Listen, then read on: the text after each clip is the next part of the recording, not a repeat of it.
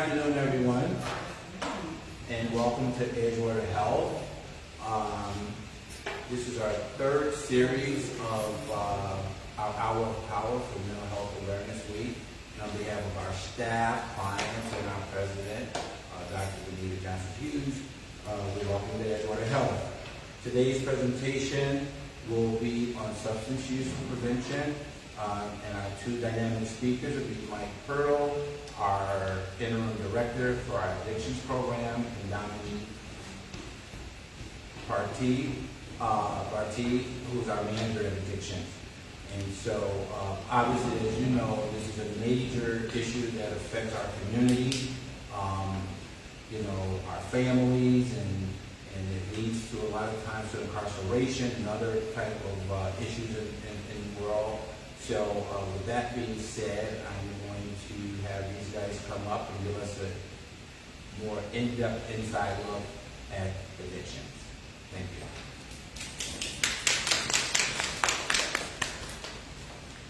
Thank you, Mr. Carroll, Edgewater staff and friends. It's just an honor to be here today to be able to spend a few moments talking to you about the psychosocial aspects of substance use disorders. These types of things just doesn't happen overnight. There are signs, there are red flags that definitely present themselves to let us know that problems are arising. I myself, 57 years old young man, adult child of an alcoholic. My mother died at the age of 50 due to chronic alcoholism. I don't even remember going to school sober myself until my senior year of high school. Between 7th grade and 12th grade, I always had a drink or something or smoke or something before going to first period class. And I'm sure that maybe some of you also can relate to that type of a history. Also, it's great for me to be able to speak to you because in the African American community, there is a stigma associated with having to accept that I may have an issue with substances. And we want to remove that stigma with education. And I'm hoping that by giving education, we can identify, regardless of my cultural background, hey, that's me. And it may be something that I need to deal with. And so we're going to spend a few moments, and Dominique has allowed me to take this stand and to talk to you. And so we're going to spend a few moments dealing with it, okay?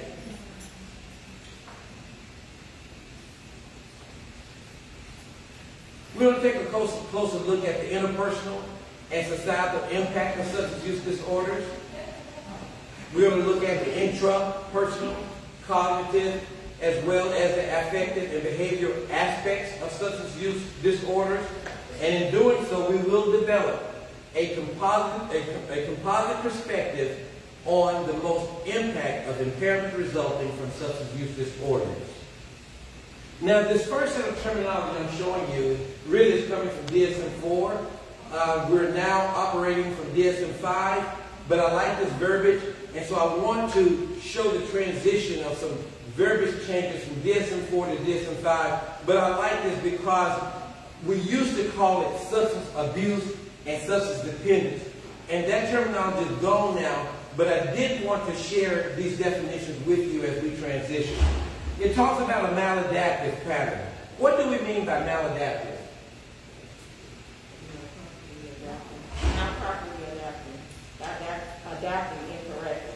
Yeah. When we're using substance and we're using them and it's bringing unwelcome consequences and causing us not to behave in a way that we should behave and bringing the consequences that we would really want upon our lives. So maladaptive patterns bring negative consequences upon the user. Maladaptive patterns of substance use leading to clinically significant impairment or distress. That's abuse. But look at the transition from abuse to dependence. A maladaptive pattern of abuse as characterized by psychological as well as physiological. This is to the point where using a substance or abusing a substance is now impacting you mentally as well as physically. An abuser, historically, I used, but there was no mental impact and there was no withdrawal. I just happened to drink too much last night type of a situation. But when you get to dependence, this type of person, when he or she is not using, there's always some type of mental or physical things associated with the consequences of that behavior. Now let's take a close look at DSM-5, and I'm going to read through this quickly, but we want to look at those symptoms that an assessor or someone can see to observe that there is a progression in this person's life when it comes to substance use, that there is probably a problem. Number one, when a person is taking the substance in a larger amount or for a longer period of time than they initially mentioned. That's one thing you want to look at. Next, when a person wants to cut down or stop using a substance but can't manage to cut down. They're using it, they want to cut down, but they don't find themselves stopping.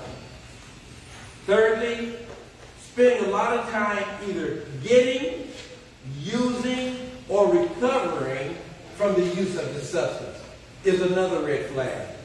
Fourthly, cravings, and we'll talk about that a little bit later. Cravings and urges to use the substance. Just desiring it. Not managing to do what you should do at work, home, school because of substance use. So important responsibilities that's required are not getting done as a result of using. A person continues to use even when it's causing problems in their relationships. It's something else that we assess.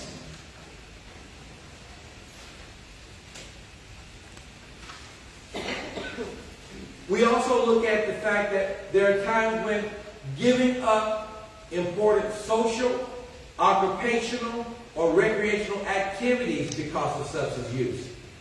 Using substance again and again, even when it puts the person in danger, i.e. maybe drinking and driving, or drinking or using and going to work, working with machinery that could harm them and the people around them type of situation. It's when a person continues to use, even when you know you have physical problems or psychological problems that could have been caused or made worse by using. Needing more of the substance to get the same effect.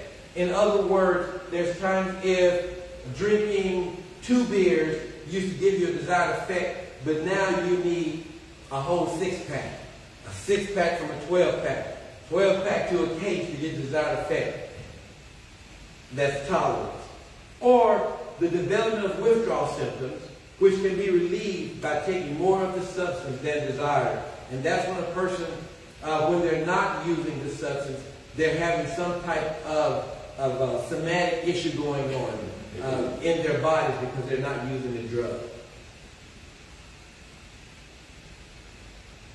Now, there are some severity indexes in DSM-5 that we look at as far as criteria of how many of these things that a person has agreed to that's happening in their life to help us determine our diagnoses and where this person may be when it comes to the type of services they may need in their treatment. It says DSM-5 allows clinicians to specify how severe the substance use disorder is depending on how many symptoms are identified. If there's 2 or 3 symptoms indicated, then that person is determined to have maybe a mild substance use disorder. If the person has 4 to 5 symptoms, then it's an indication of a moderate problem. 6 or more symptoms, the person is identified as having a severe substance use disorder. So as you assess yourself today, how many of you saw yourself as mild, moderate, or severe? Just raise your hand. No, don't do that. don't turn yourself in today. Just self-evaluation for yourself today. Okay. And so many times also, clinicians can also add an early remission to a diagnosis. And this is if a person has already been diagnosed with a substance use disorder, but they haven't used for 3 months to a year.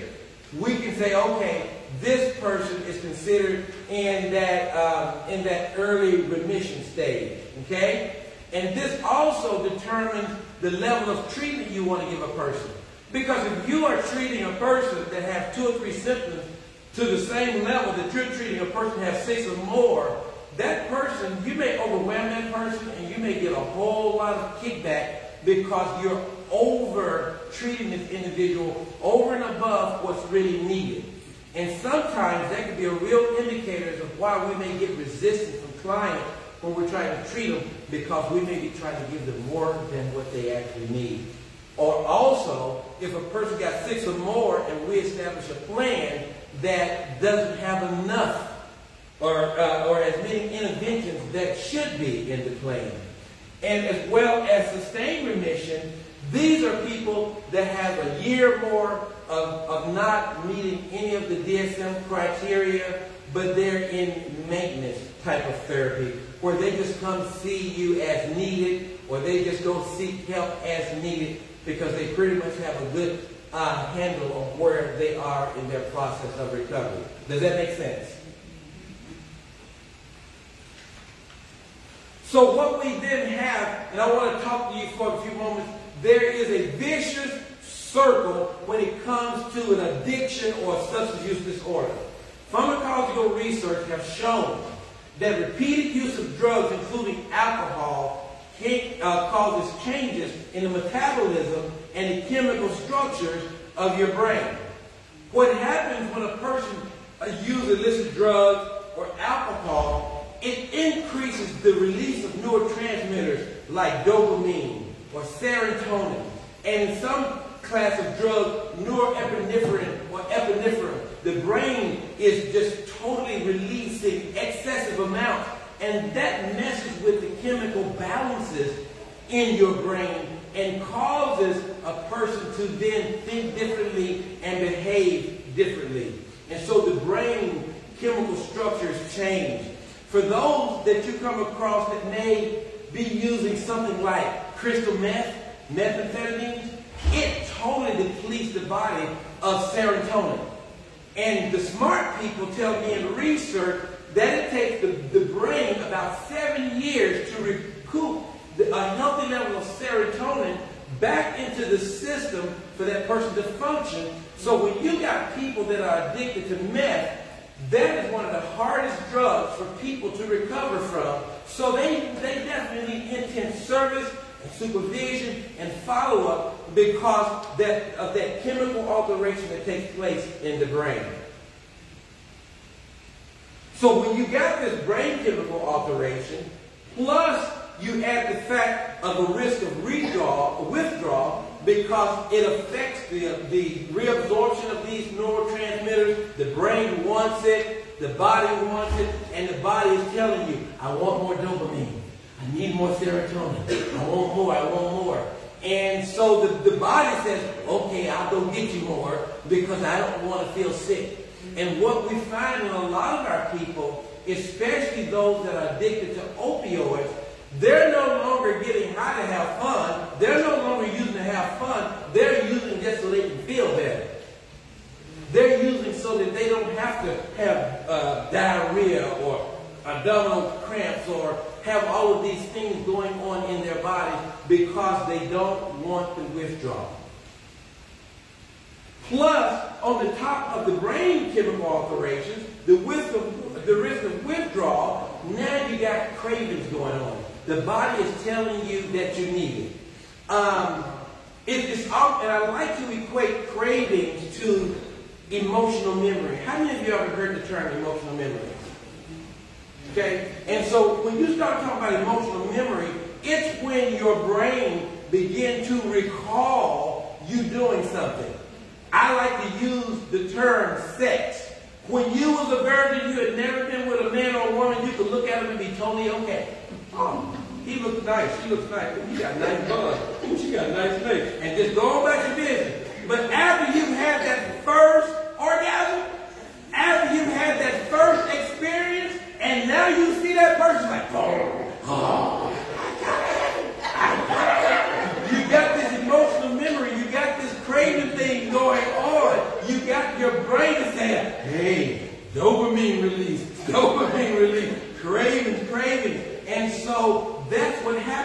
How many of you ever drink alcohol? Yeah. And so, doing some of my training in San Diego, we was required to go to a bar and watch the drinking behavior of people. And so I watched this guy. He ordered a Corona. I am so glad I stopped drinking before the Corona came out. I probably would be drinking to this day. But the Corona is a beautiful golden beer. And they normally serve it in a crystal clear bottle. You can see it. And it's gold. It looks like it came out of the freezer. And then the lady took it. She popped the top. And you get the white fins going out the top. I said, oh my goodness, white fins. And then she don't stop there. She take a lime and she put the lime on there. She mix it with a little salt. That lady licking her lips right back there. It's white. She said, yes. What an experience. I saw you licking your lips. You just turned yourself in. Tell you. Your mouth got watery. What is that? And I love to do that in my exercises so people can on the spot see how the brain works and increase craving and tell you that you want to re-engage in that event.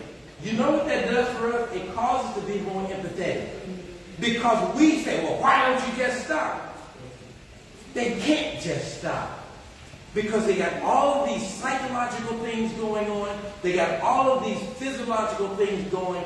And they want to abort that struggle so they re-engage in the process. Does that make sense? Yeah. You turned yourself in. I saw you. And so what that then does, it creates, what does it create? It creates the motivation for continued use. And so we find ourselves in a vicious circle if we don't do something differently. And that's why a therapist, a peer coach, or someone trying to help a person say, hey, stay away from certain people, places, and things, because it can kick off some of these things in a person to cause them to want to continue to use. And so what we have then is we have the use of the drug. We got metabolic changes, which can cause tolerance and withdrawal syndromes. And to get out of this process, it increases the need to use, and the person use if they haven't established a program or the skills they need to break that cycle. So then we have that ego weakening vicious cycle that begins. And your ego, that sense of self-regulation. You got the id part of you, right? Which I call the little demon part of you. Say, hey, go get high. Hey, use. Hey, go get it.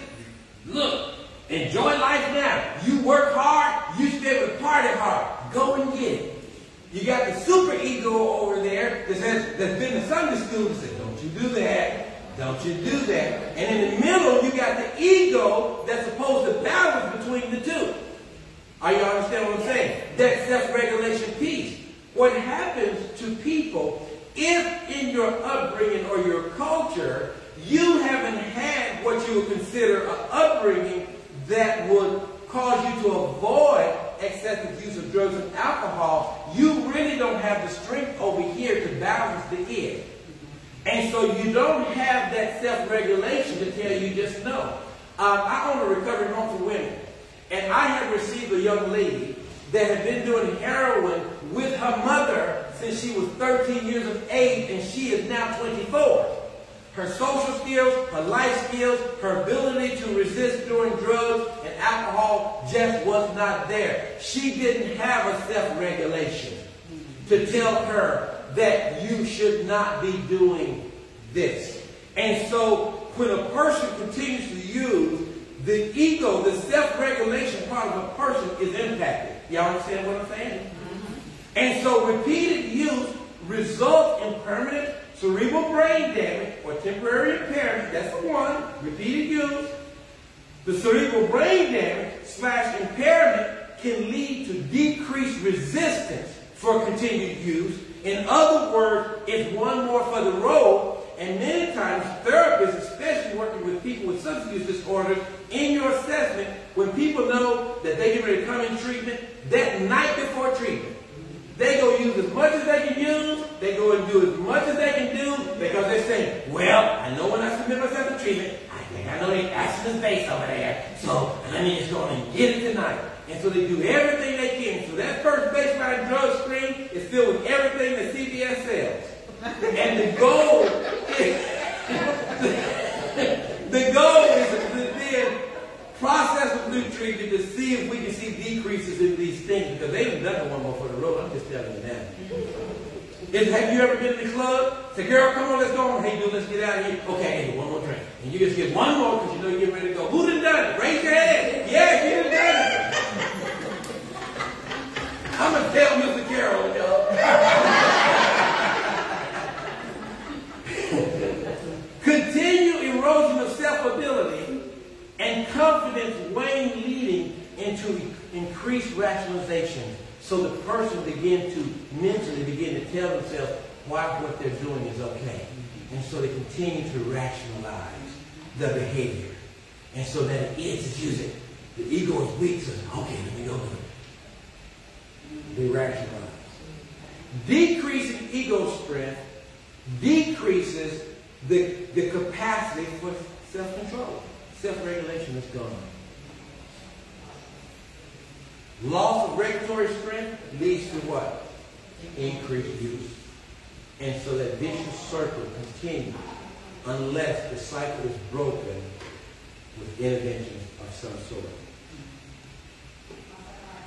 And that's just a graph. I'm sorry that you may not be able to see it clearly, but use of the drug, brain damage, decrease the capacity of regulation, decreased ego strength, not the inability to self-regulate, decrease the resistance against motivation to use, and people just give up and say, I'm just going to use, I'm going to avoid this struggle, and I'm just going to do it.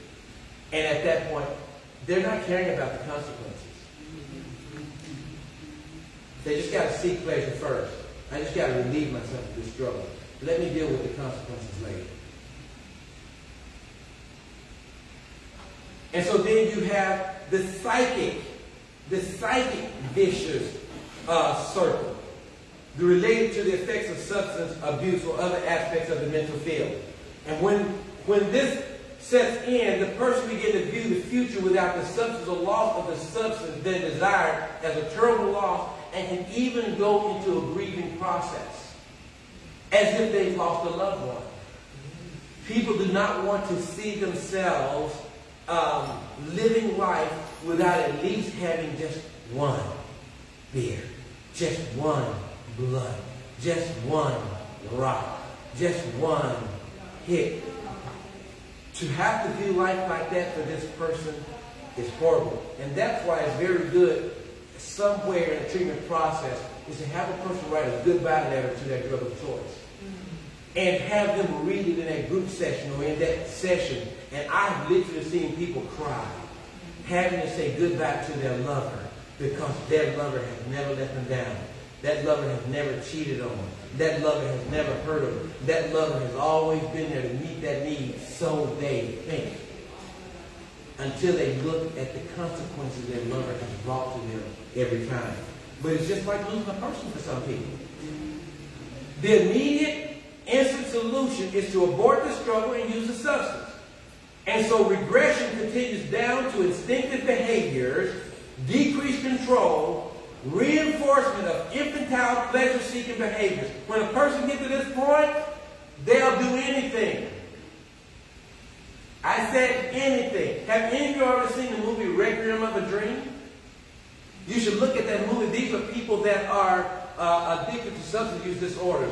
A boyfriend will even give his girlfriend over to another man for sex just so they can get high tonight.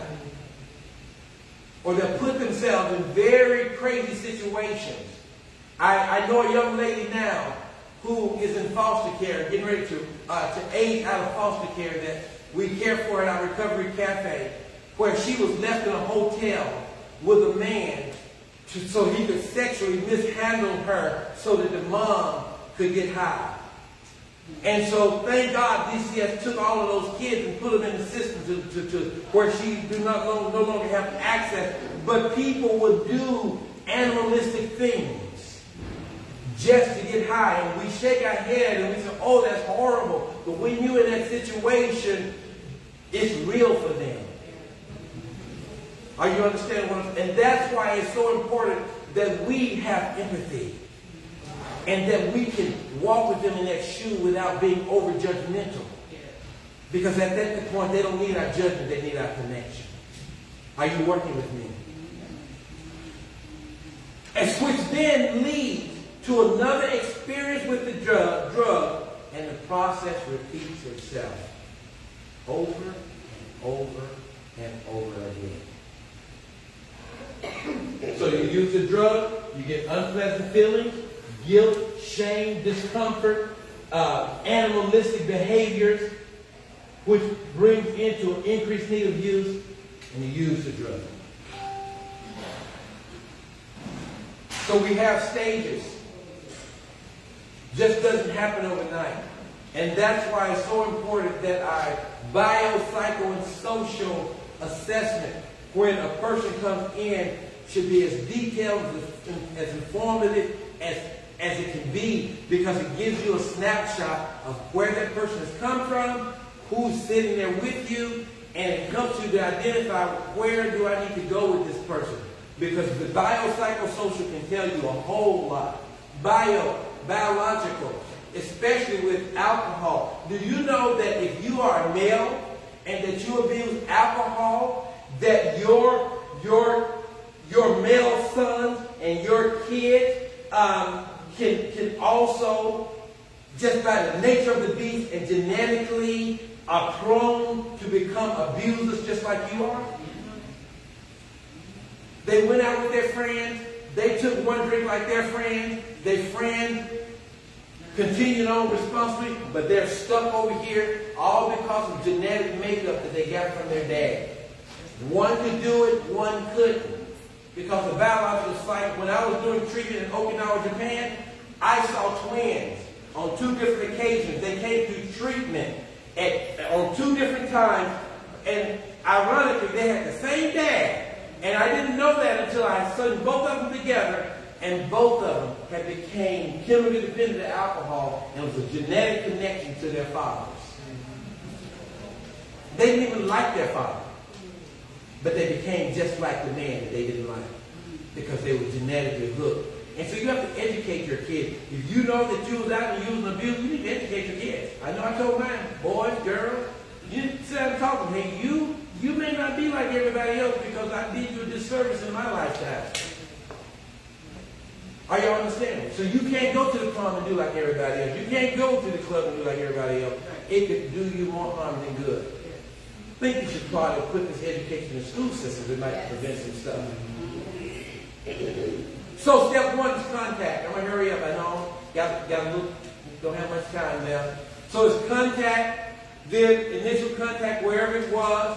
From contact, step 2 is experimentalism and integration of use. First time you try it, ooh, I like that. I think I'm going to try that again.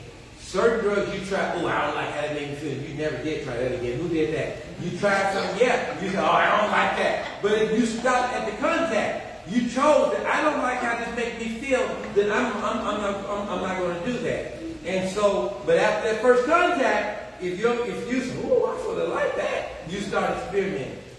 And then you start integrating every weekend or every quarter or however you integrate it in your use. From experimentalism to integration, then it became excessive. You was doing it every day, all day, every opportunity you had. And so, what just happened there? Here we go. I'm sorry about that. And so then in excessive use, it could be incidental excessive. Tara and I went out, and because Tara, you know, women metabolize alcohol a lot slower than men, right? And so men are so foolish. They think they're going to take the woman to the bar and going to drink her to under the table and take her to the hotel, right? But a lot of women are smart because they know they metabolize alcohol slow. So a woman would drink a man under the table. He fall asleep, she take his wallet, she go home and leave that food in the room. Right? So I thought I was going to take advantage of Tara, but Tara took advantage of me. So I said, man, that was an incidental excess. But my plan failed. I don't think I'm going to do that again. Y'all see how y'all laugh? Somebody tell yourselves. go from incidental excessive to periodic excessive. Now, not just one incident or two incidents. It's now more often. You are excessively using or drinking. And then the addiction sets in. Or that substance use disorder sets in. And now you can't help yourself. In fact, the Latin word for addiction, atticus. It's atticus. That's the Latin word for that Latin meaning of that word, which means something now can grab you by the snout of your nose and take you in directions that you don't even want to go. You don't even want to do it. You don't want to say it, but you can't help yourself because now you're hooked.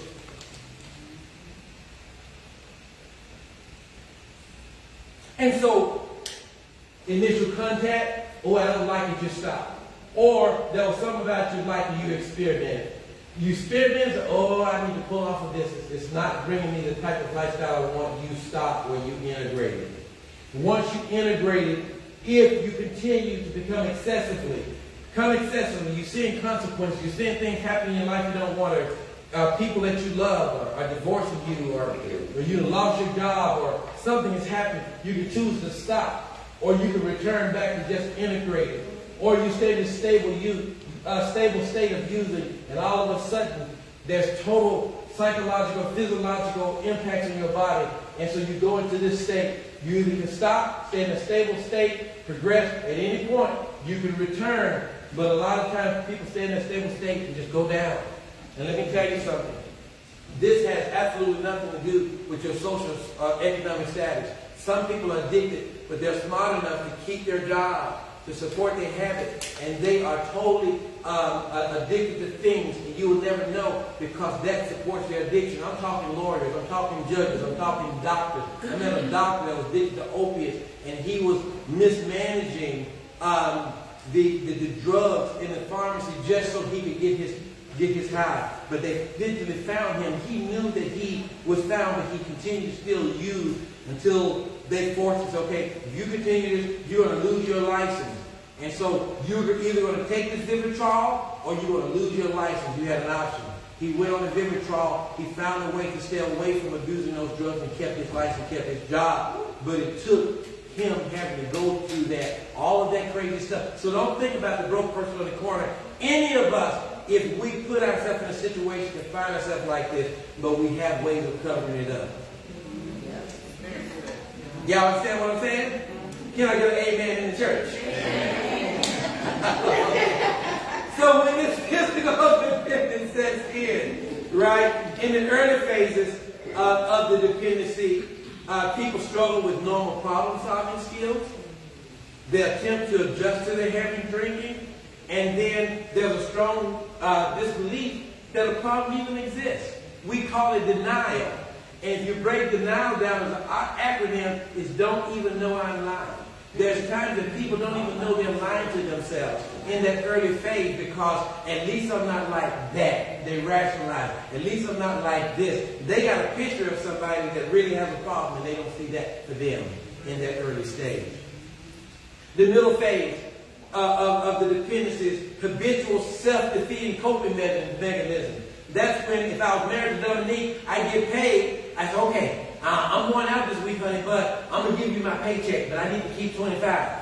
And so I give her my whole check except for 25. I go out, I use that 25. Then I come back home 3 hours later, say I need another 25. Dominique says, no, I'm not giving you 25. I got to pay bills. Now, all of a sudden now, I'm going to grab her by the neck and say, woman, I work for my money. I know what I told you, but give me my money. I got to go until she's forced against her own will now to give them another 25. How do you know that happens every day? Oh, self-defeating coping mechanism. They try to put things in place, but it never works. Then you got the chronic phase, the family collapse, the generation due to youth. You know, yeah, you're 35, but my God, you look 60. Physical illnesses, psychological problems. Let me tell you something. And I should backtrack and said this earlier. When a person is coming off of these substances and they're reporting, I'm feeling depressed and stuff like that, a lot of psychiatrists wait 4 to 6 weeks to see what they're really dealing with, Is this clinical depression, or is this just a aftermath of use? And some people are given medications too early and over-medicated when in all actuality it wasn't clinical. It was due to substance use. And so a person then has to understand, you may feel like this for a while because you contaminated your system. Let's see if we can walk through this for 46 weeks and if things get better. And after 6 weeks, if things don't get better, then let's send you to Dr. Trains. The chronic phase as well, spiritual malaise set in, and the person is just tired of trying. They've lost all motivation that life can be different. And they just give up and say, you know what? Forget this. I'm an addict. I'm just a loser. I can't do any better. And they come by the time Dominique get them. Well, what's wrong with you? Don't you? Well, I just don't. And we even have to understand that and walk them through that process until they can get some want to back, until they can get some fight back. Because some of them, by the time they get to use, they don't have any want to. They just know that they need it or they've been court ordered. And so we have to work with them till we can get, till they can get their want to back because spiritual malaise is set in. And so then you have the psychological symptoms of developmental stages. You got denial, you got collusion, and that's when people that not really ready to come out of their substance use disorder, they collude. And it seems like users know everybody. They seem like they all know each other. And they all shoot up in what we call crack houses. And they stay in those houses or stay in these areas. They all know each other. Hey, this is where racism doesn't matter. Right. Racism doesn't matter. Hey, I don't care what color you are. Let's get high.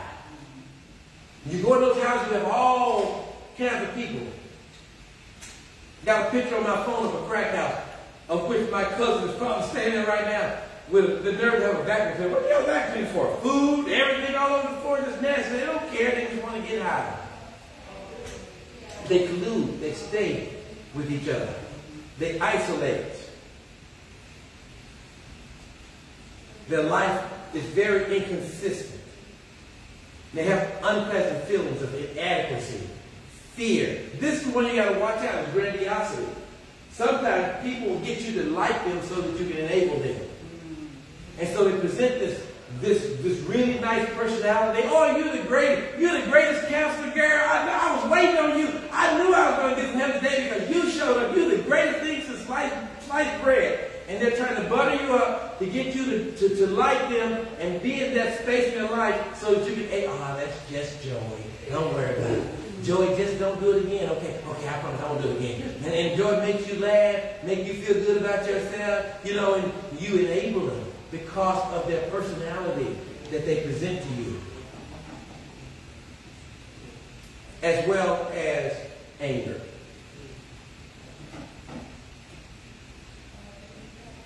So, the sociological symptoms then, in developmental stages, is people struggling to adjusting to the heavy use, self-defeating coping mechanisms, we talked about that earlier, family collapse, stress, illness, problems, spiritual malaise, work, school performances are being ignored, employment problems, can't keep a job.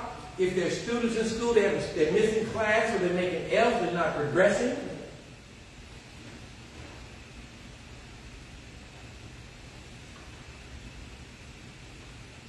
The social vicious circle, use leading to erosion of social belonging. They don't even think they belong anymore. They're getting reproached from their family, friends, and peers. So the last person that you can be getting reproached from is you as a therapist when they come see you. I told you to get right with your little bad self. You just need to stop. Well, they're getting that from mom, and they're getting that from dad, and they're getting that from wife. Well, what they should be getting from the therapist is, this seems to be a problem. How can we get through this together? Because do you want to continue to get these consequences that you're getting? We have to have a different approach because before they get to you, they got it from the judge, they got it from the prosecuting attorney, they got it from everybody else. And so we have to try to find some kind of way to establish a relationship and a connection to get this person over this barrier and break that cycle. Are y'all understanding what I'm saying? Yeah. And so, socially, they've got warnings, they've got reprimanded, counseling by the employers and other authority figures, from social disapproval to conflict and rejection, farther leading to isolation, intense fear and loneliness. So what happened? Abandon the social contact and assume the role of an addict or an alcoholic or a drunk, etc. You know what? I don't fit. There's no need of me trying to fit, so just let me go do what I got to do. They identify with the substance using subculture, fixated on using and seeking behaviors, and on and on and on and on. So now that this person socially don't even see themselves as a part of the society in which they live.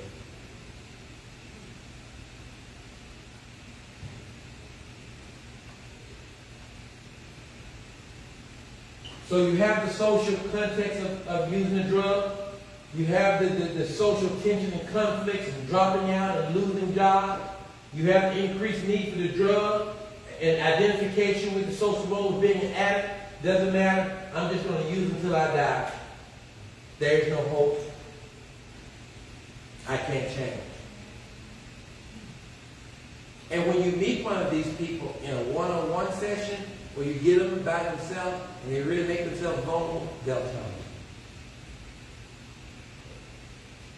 you. And what is the hope? And this is where this community mental health facility, this is where Edgewater is at the leading edges, because only a multidisciplinary approach that treats the whole person can bring about a solution in the long run. And this is where all of our departments come together. This is where communication of all of our departments come together when, you know what, I can see this problem, but you also need to go see Jonathan, because I can also see this part. And this is where these warm handoffs to each other help this whole person. Because many times, if you treat this and you don't treat this, it's only a matter of time of where that cycle is going to repeat itself. But if we can get every aspect of that bio, psycho, and social aspect of that person, we give them a fighting chance to succeed. That concludes my presentation.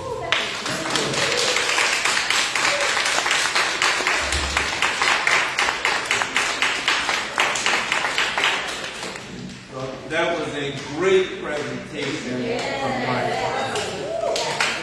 You know, I just feel like everywhere I go, I was just recently in Fort Wayne at a meeting, at a conference, everybody knows his name around the state of Indiana when it comes to his expertise in addiction. So thank you, Mike. I appreciate it. I just wanted to say something just very quickly too. You know, how many people remember and this is an age question, so just raise your hand, the TV series Loretta. Oh, yeah. Yeah. So that series was actually a real life story of Dave Toma, who was an undercover narcotics agent in New York.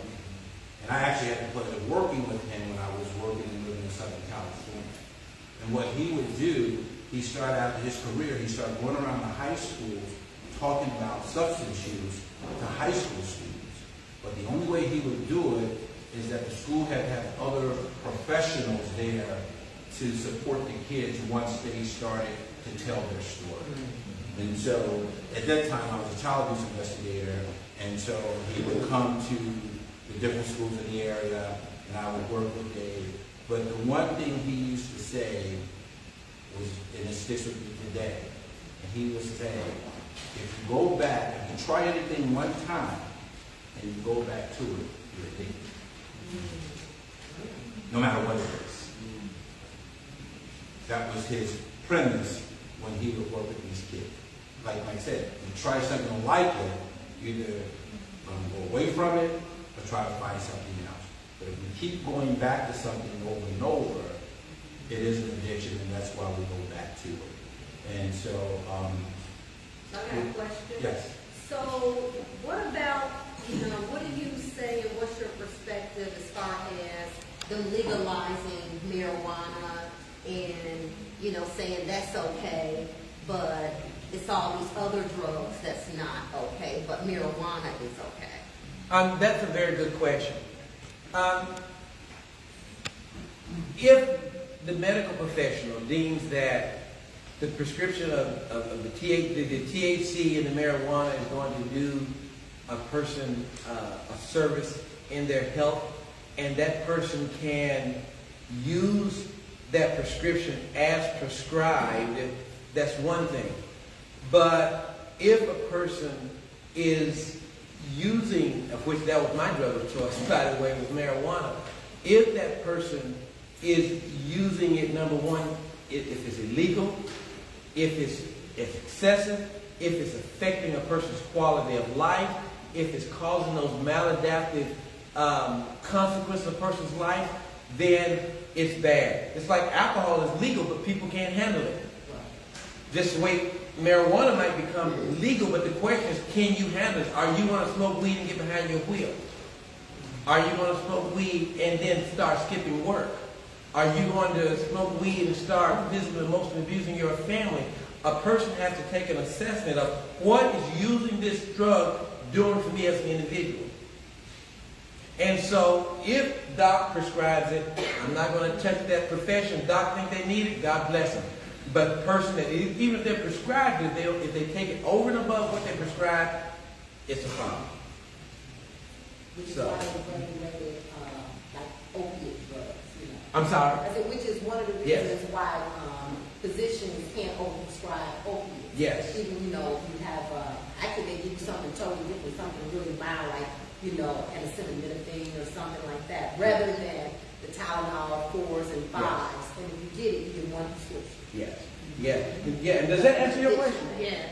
Okay. You just hear so many young people bring that up to say, well, if you grow it yourself or it's legal, so wouldn't you prefer to use that more so that, you know, and I always say, you know, it doesn't matter. It's still a drug. Yeah, and it affects, in the long term, their reproductive system.